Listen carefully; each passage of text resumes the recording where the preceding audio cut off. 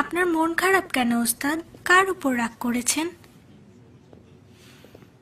আমি সকালে কালি ফেলে দিয়েছি বলে আমার উপর রেগে আছেন? আমি তোমার উপর রেগে থাকবো কেন? তোমাকে একটা গোপন কথা বলি, কাউকে বলো না।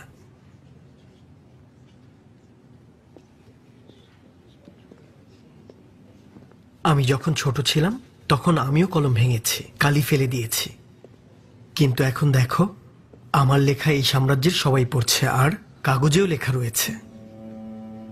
বুঝতে পেরেছ? ভুল থেকে শিক্ষা নেওয়াটাও একটা দক্ষতা।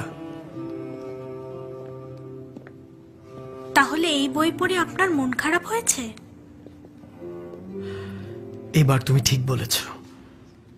কিন্তু বই তো মন ভালো করার জন্য। সব বই মন ভালো করার জন্য নয়। মনে রেখো, খারাপ বই থেকে ভালো বই আলাদা করাটাও আমাদের অন্যতম একটা দায়িত্ব।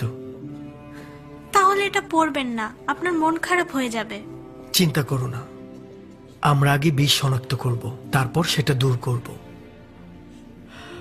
সবকিছুরই একটা বিপরীত রূপ আছে। ঠিক যেমন রাত হয় বলেই আমরা সূর্যের কদর বুঝি, আর সেভাবেই সত্যি লিখতে হলে অসত্যকেও তোমার জানতে হবে। তোমাকে আরেকটু বুঝিয়ে বলি, একটা উদাহরণ দিয়ে বোঝাই। মনে করো আমাদের কাছে এক থলি স্বর্ণ আছে, কিন্তু সেই থলিতে আসল স্বর্ণের সাথে কিছু নকল স্বর্ণও আছে। তাহলে বলো তো, স্বর্ণগুলোতে কোন স্বর্ণটা আসল আর কোনটা নকল স্বর্ণ তা আলাদা করতে পারবে কে? একজন স্বর্ণকার। হ্যাঁ, ঠিক। একজন স্বর্ণকারের যেমন আসল আর নকল স্বর্ণ আলাদা করতে হলে দুটোকেই ভালো করে চিনতে হয়, তেমনি সত্যকে আর মিথ্যাকে আলাদা করে চিনতে হলে দুটোই ভালো করে জানা থাকতে হয়। আমাকেও শেখান ওস্তাদ, আমি আপনার মতো হতে চাই। ধীরে জনাব মুদারিস। কাউকে জ্ঞান অর্জন করতে হলে আগে নিজেকে খুব ভালো করে জানতে হয়। নিজেকে যে না চেনে সেই ব্যক্তি হাজার বই পড়ে ফেললেও জ্ঞানী ব্যক্তি হতে পারে না।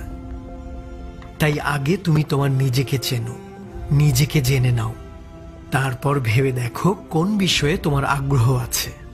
এরপর ধীরে ধীরে সেই বিষয়ে তুমি একদিন সম্পূর্ণভাবে দক্ষ হয়ে যাবে।